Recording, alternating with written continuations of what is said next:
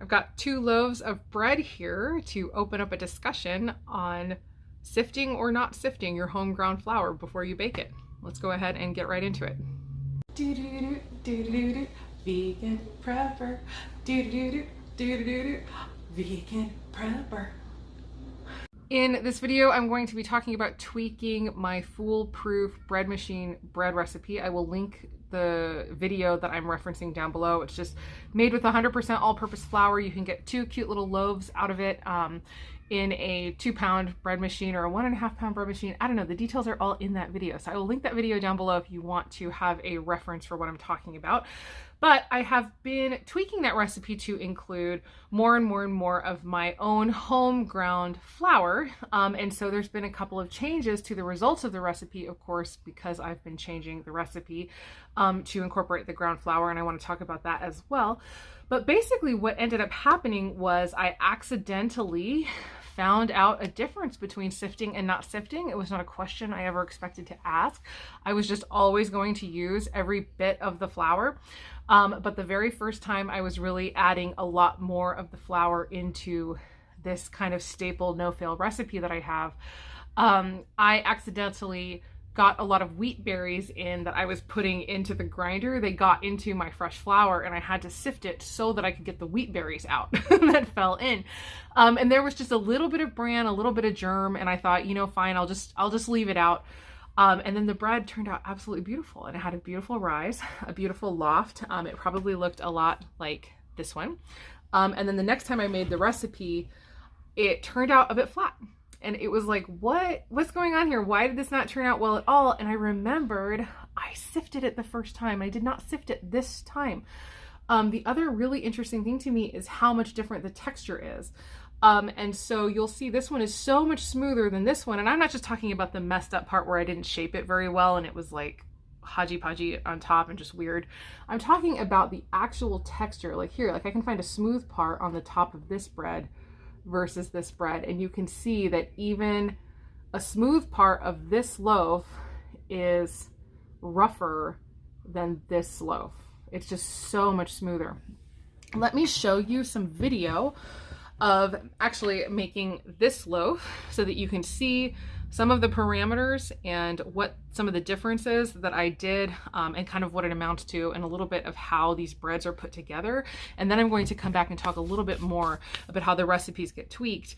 And yeah, you guys can kind of form your own conclusions. So let's go ahead and check it out.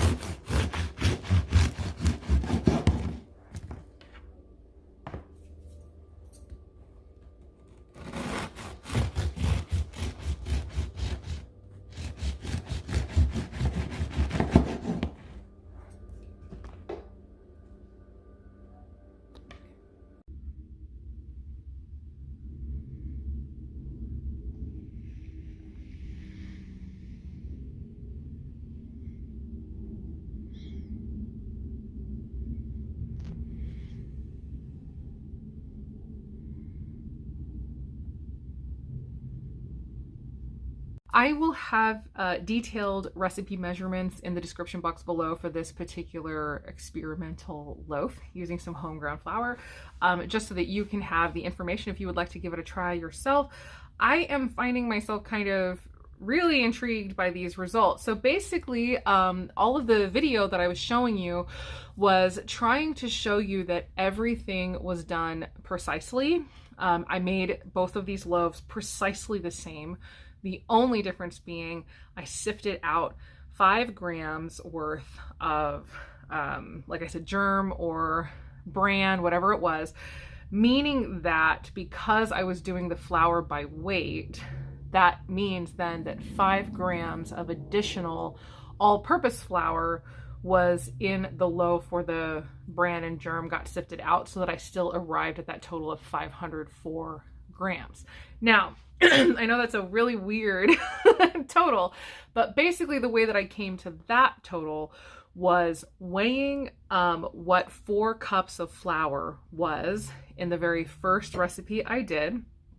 When I sifted it, I sifted the amount of flour that I had made accidentally, and then I measured in my measuring cups 4 cups of flour, including that fresh flour, and came to the figure of 504 grams so that I could more accurately weigh in the future. I'm also really curious to see if the weight ends up changing if I start adding gradually more and more of the home ground flour. Is it going to get heavier to hit 504 grams?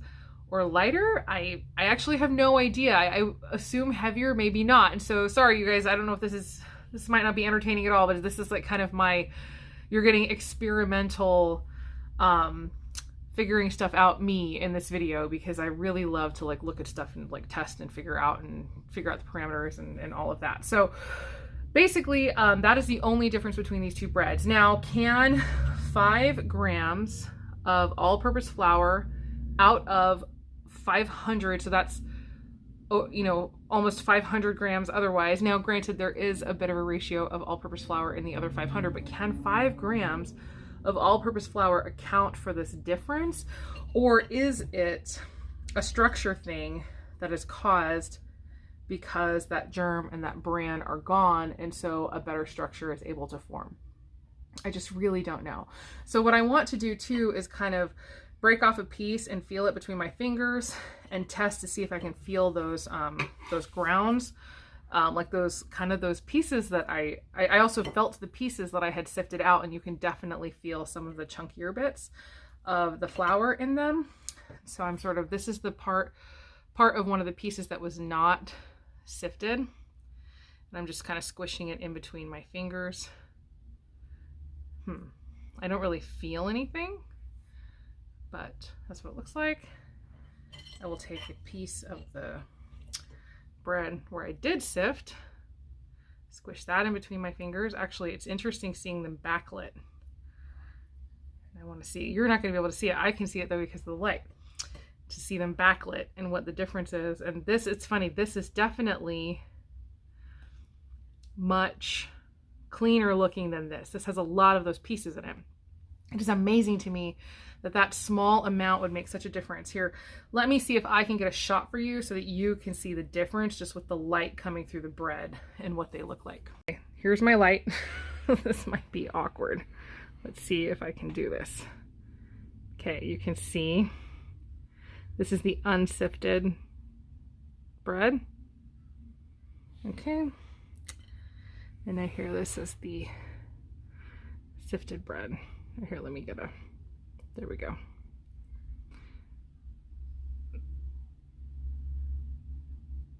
Okay. Okay, now I'm gonna go ahead and give a taste test. This is the hardest part of the video for me. To taste test both of these breads. Now, the unsifted one, I will say, was made yesterday, and the sifted one was made today. So one of the tweaks to the recipe that I've had to make now that I've been adding more of my homegrown flour in is I'm only getting 1 loaf at a time rather than 2. So like I said, I'm referencing that kind of foolproof recipe. That link is down below. And so I used to get 2 kind of cute little loaves. They were little loaves, of course, but now I'm getting 1 larger loaf, as you saw, but it's not enough rise to get 2 usable loaves. I made it and I split it into 2 loaves the first time I tried it, and my loaves were about that tall. So it was like, I had a little loaf like this, and they were cute, but they weren't really super useful for, you know, a lot of toast or whatever. So I decided to switch to 1 loaf instead. And that is definitely something to keep in mind. If you start using your home ground flours, you might actually end up with less volume than you're used to. Now, gosh, it's like, or is it less volume, or it's just less, it is going to be more dense. And so you're not going to possibly end up with loaves quite as large. So if you have a recipe that you're used to making 2 loaves, you might only get to make 1 loaf. The other kind of important thing that I discovered was once I did that and I went to only 1 loaf, I baked 1 and it was so salty. Like it was disgustingly salty. And so I realized I need to decrease the amount of salt because I've increased the density.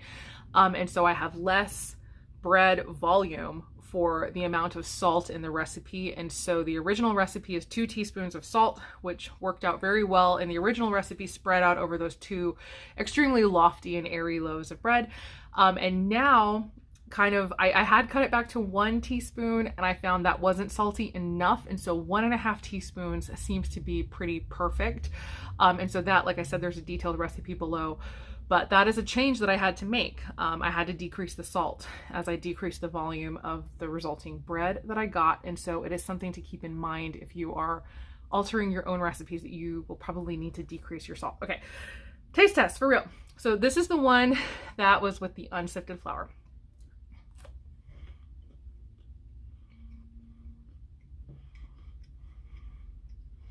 It tastes fine. It tastes like good homemade bread. I have no complaints about that. It's a nice, hearty, good, delicious, kind of dense bread, but like, I mean, even dense is not quite right? Like it's still a very lofty bread. Like I can see through the slice. I don't know. And like, again, you can't see, maybe I needed to show what the slice looks like up against the light. I'll do that in a second once I taste the other one. So here's the sifted bread.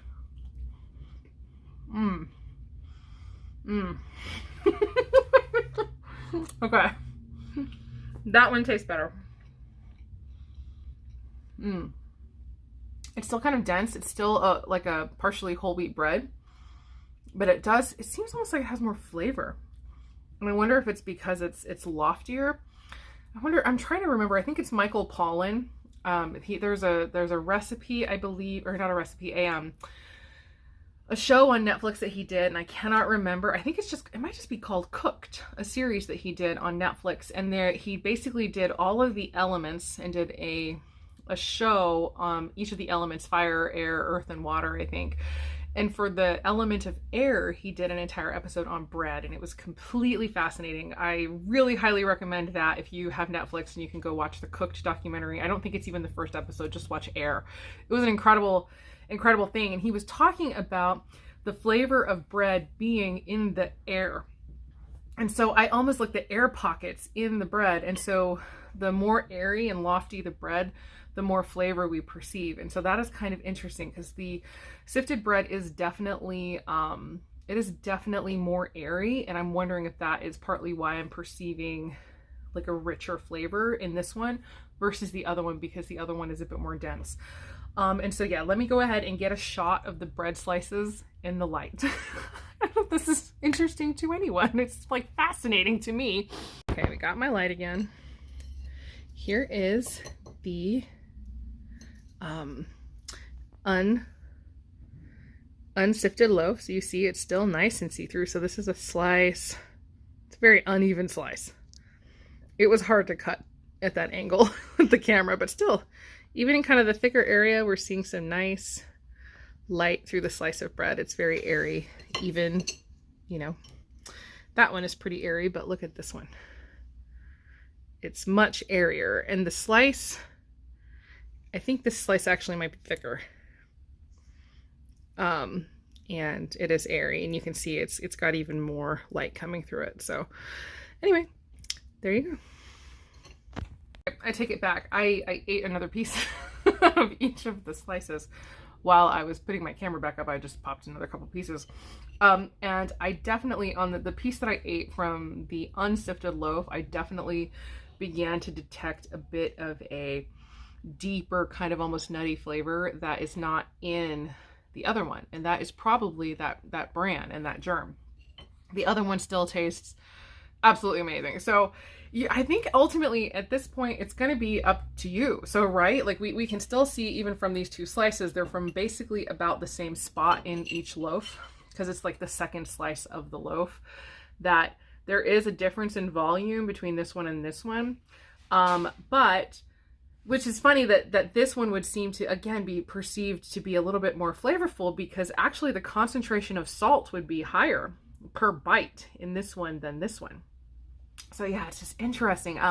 But anyway, I don't know. This is something that you're going to just have to decide for yourself. Like, what is your preference? What are you going for?